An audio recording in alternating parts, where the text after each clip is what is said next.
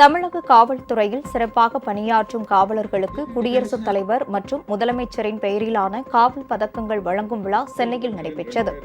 இதில் முதலமைச்சர் மு.க.ஸ்டாலின் கலந்து கொண்டு ஏற்கனவே அறிவிக்கப்பட்ட 459 காவலர்கள் மற்றும் அதிகாரிகளுக்கு பதக்கங்களை வழங்கி கௌரவித்தார்.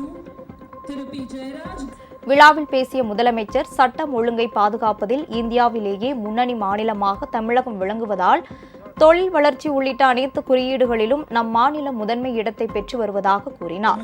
மகப்பேறு விடுமுறை முடிந்து பணிக்கு திரும்பும் பெண் காவலர்களுக்கு அவர்களின் கணவர் அல்லது பெற்றோர் வசிக்கும் மாவட்டங்களில் 3 ஆண்டுகளுக்கு பணி மாறுதல் வழங்கப்படும் என்றும் ஸ்டாலின் தெரிவித்தார்.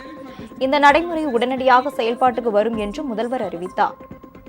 தமிழ்நாடு காவல்துறையில் பணிபுரியக்கூடிய பெண் காவலர்களுக்கு 1 ஆண்டு மகப்பேறு விடுமுறை அளிக்கப்படுகிறது.